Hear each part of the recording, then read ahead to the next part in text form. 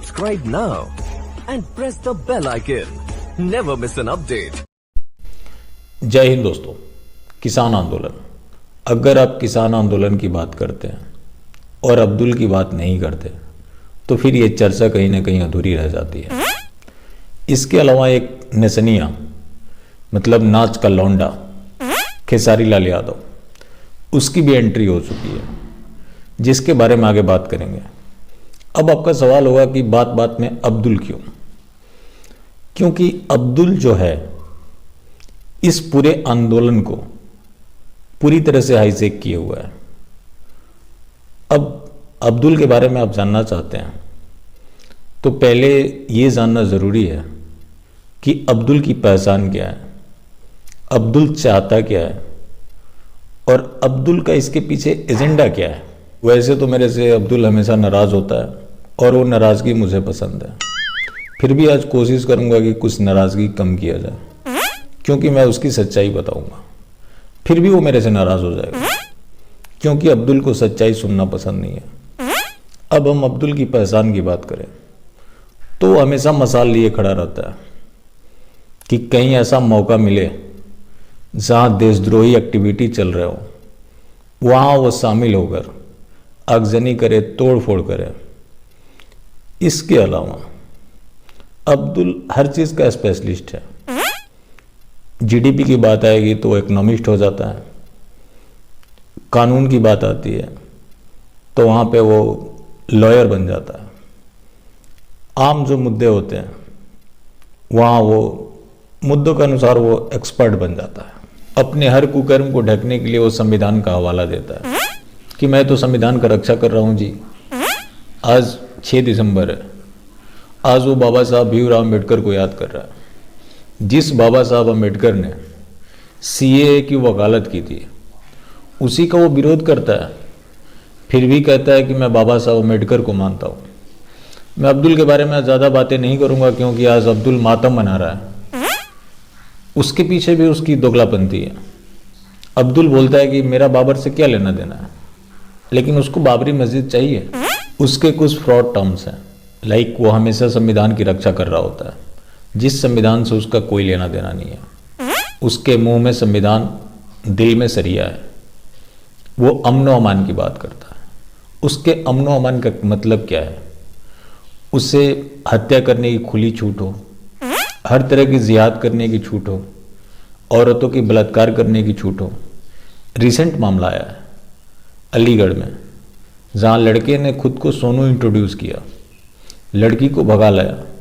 जब उसकी पोल खुली तो वो तो अब्दुल निकला।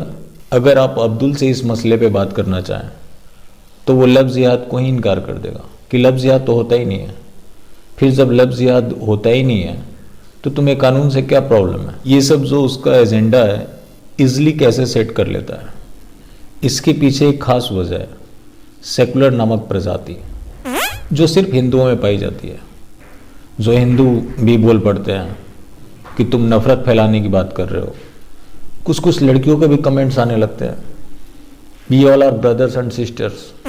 भाइयों माफ़ करना, मैं उतना पढ़ा लिखा नहीं हूँ, उतना क्या हूँ ही नहीं। अब ये सब चीज़ें समझ में नहीं आती।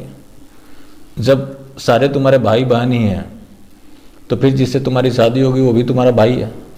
अगर उसको भी अपना भाई मानती हो तो मतलब तुम उस आइडियोलॉजी को मानती हो जिसे अब्दुल मानता है, जिसकी बहन भी बेगम होती है। हमारे यहाँ तो ऐसा कोई कॉन्सेप्ट ही नहीं है। अब आते हैं किसानों के मुद्दे पे। जब किसान आंदोलन शुरू हुआ तो बिल्किस बानो निकली थी। उसने कहा कि मेरे पापा किसान थे। तो इस तरह से भारतवर्ष में किसकी जो फैमिली ओरिजिन है किसानों से नहीं जुड़ी हुई होगी? ये जो अब्दुल इतना हाय तौबा मचाए रखा है, मैं भी उसके साथ होता। अगर ये बिल टायर ट्यूब से जुड़ा होता जिससे पंचर उद्योग को कोई नुकसान पहुंचता, फिर मैं अब्दुल के साथ खड़ा होता। अब्दुल बोलता है कि उसके पास कागज़ नहीं है। जब तेरे पास कागज़ नहीं है तो ज़मीन भी नहीं होगी, जब ज़मीन नहीं होगी तो फिर तो किसान कहाँ से हुआ? बात करें किसान आंदोलन की तो वहाँ पे भड़काऊ नारे लगाए जा रहे हैं, वही नारे रिपीट किए जा रहे हैं जो जामिया हिंसा के दौरान लगाए गए थे। मोदी तेरी कब्र खुदेगी, जामिया में क्या नारे लग रहे थे? हिंदुओं की कब्र खुदेगी। तो ये दोनों में सिमिलैरिटीज़ है। आप ये सोच रहे हैं कि पूरी तरह से किसान आंदोलन है, तो बिल्कुल नहीं है। ये पूरी तरह से शाहीन बाग बन चुका है।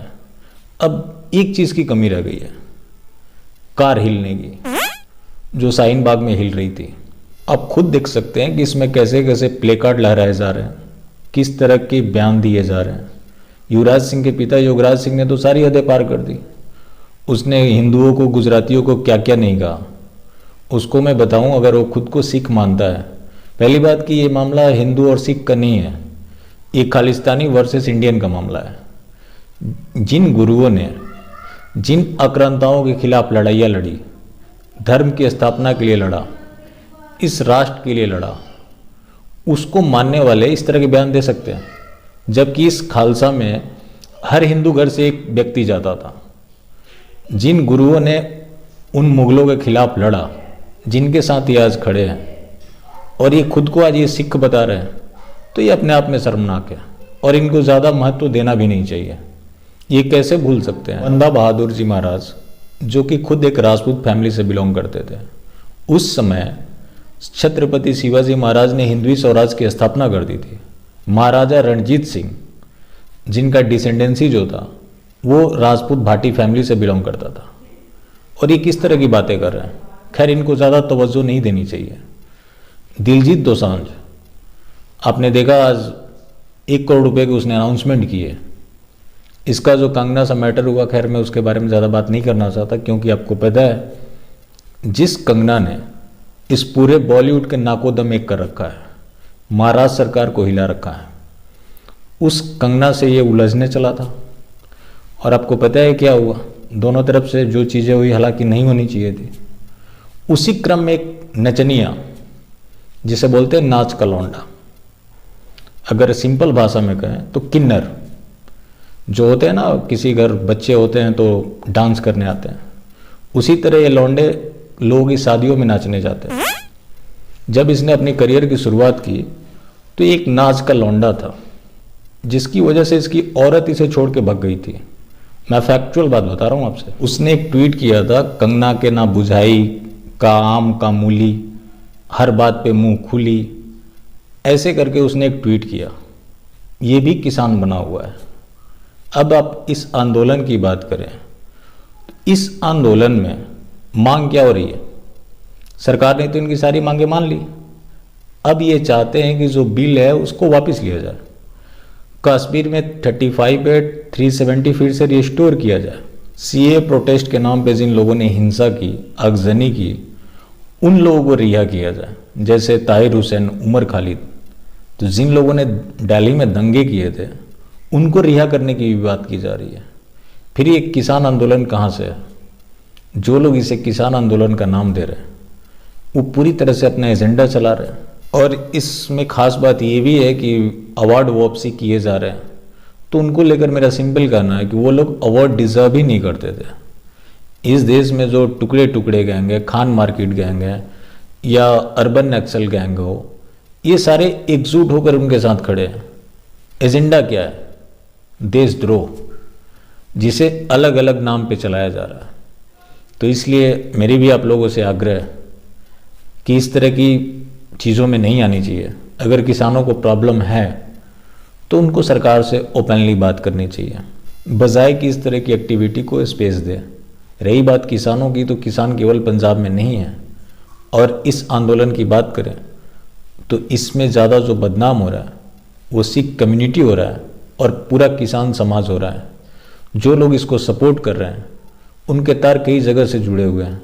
दिलजीत की ही बात कर लें तो 18 जून को रवनीत सिंह बिट्टू, जिन्होंने मांग की थी कि इसके खिलाफ हर जगह एफआईआर दर्ज करानी चाहिए, और वो तो आईएसआई के एजेंट से भी मिलता है। ने देखा कि इसका फोटो रेहान सिद्दीकी के साथ वायरल हो रहा है, जिसे गृह मंत्रालय ने ब्लैकलिस्ट कर रखा है। वो रेहान सिद्दीकी यूएस में बॉलीवुड का इवेंट ऑर्गेनाइज करता है। उसके जो इनकम जनरेट होते हैं वो पैसे आईएसआई को जाते हैं।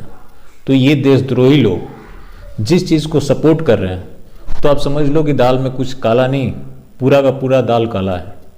और ये जो शांति दूत हैं, जिस चीज़ का अगर ये विरोध करते हैं तो आप समझ लो कि आप सही दिशा में जा रहे हो, सरकार सही दिशा में जा रही है। तो इसलिए इनका भरोसा आप कभी जीत भी नहीं सकते और इनका भरोसा जीतने की कोशिश भी नहीं करनी चाहिए। ये लोग वही लोग हैं जो देश की तो बात करेंगे लेकिन उसमें भी अपना एक देशद्रोही एजेंडा जरूर चलाएंगे। बाकी फिर मिलते हैं। अब्दुल को नाराज होना जरूरी है क्योंकि देश से बड़ा कुछ भी नहीं। जय हिंद।